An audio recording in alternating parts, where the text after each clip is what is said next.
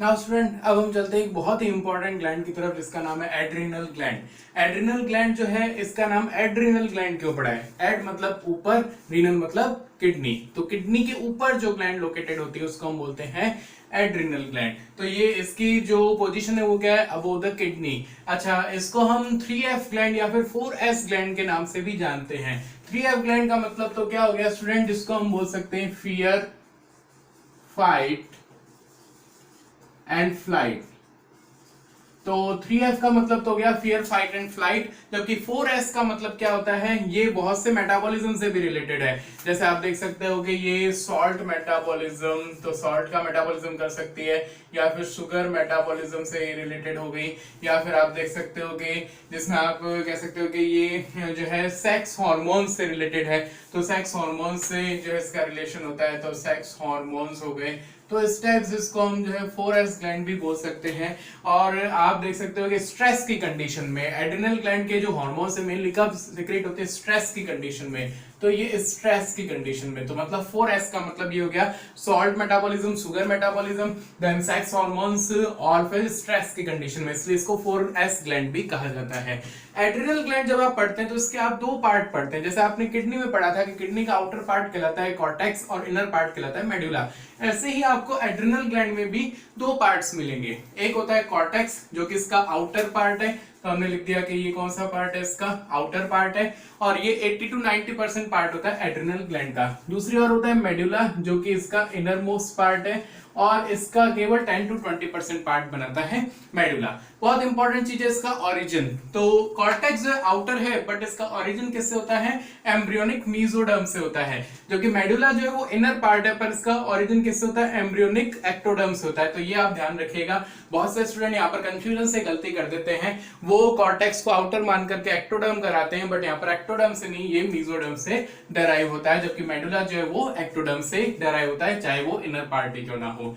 अच्छा, इसके हार्मोन्स कौन कौन से होते हैं? तो जब आप एड्रिनल ग्लैंड को डिवाइड करते हैं तो आप एड्रिनल कॉर्टेक्स को 3 जोन्स में डिवाइड कर देते हैं। तो इसके 3 जोन्स होते हैं, वो बाहर से अंदर की ओर कौन से होते हैं? इसके लिए एक शॉर्ट ट्रिक याद रखें student, GFR, glomerular filtration rate. जैसे आपने पढ़ा था ऐसे यहाँ पर एक ट्रिक याद रखें एड्रिनल कॉर्टेक्स में, फ्रॉम आउटसाइड टू इनसाइड एक ट्रिक याद रखें, GFR। GFR का मतलब क्या है? जोना ग्लोमेरुलोसा, जोना फैसिकुलेटा और जोना रेटिकुलेटा।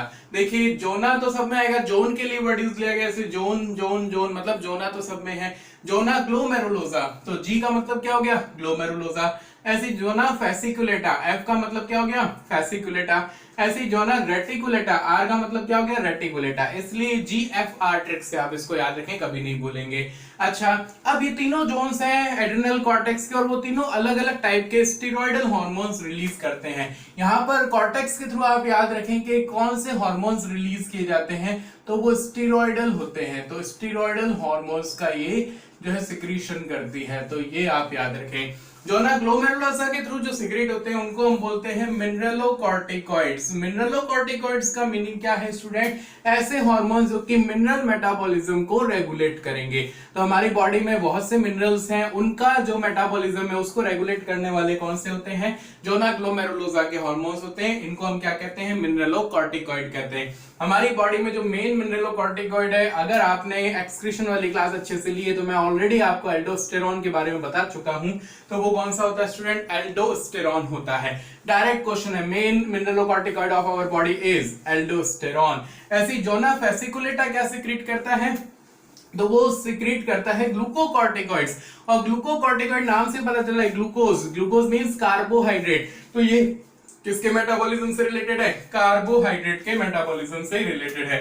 यहां पर तो मैं लिख देता हूं कि मिनरल जो है मेटाबॉलिज्म से यहाँ पर इसका रिलेशन होगा, जबकि इसका जो है वो कार्बोहाइड्रेट, तो कार्बोहाइड्रेट मेटाबॉलिज्म से इसका रिलेशन होगा। किसका? ग्लूकोकॉर्टिकॉइड्स का।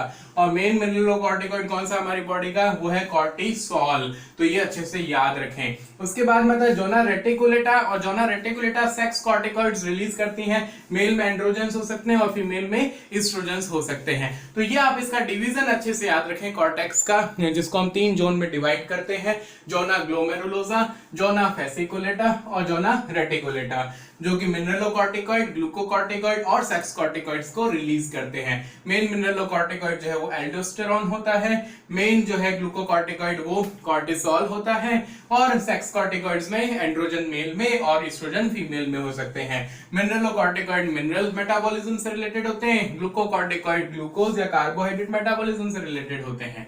अच्छा, फिर हम देखें मेडुला। मेडुला की खास बात देखें तो मेडुला इनर जोन है और वो केवल 10 to 20% पार्ट बनाता है एड्रिनल ग्लैंड का, और ये सिक्रीट करता है 2 हार्मोन्स मेनली, जिनको हम एड्रिनलिन और नॉरएड्रिनलिन कहते हैं, और इनको हम कलेक्टिवली क्या नाम देते हैं, कैटेकोलामिन्स कहते हैं। तो ये इंपॉर्टेंट है, कैटेकोलामिन्स वर्ड आपको याद रखना है। नीट ने इस पर क्वेश्चन भी दिया हुआ है, इसलिए अच्छे से आपको याद रखना है। What are the कैटेकोलामिन्स?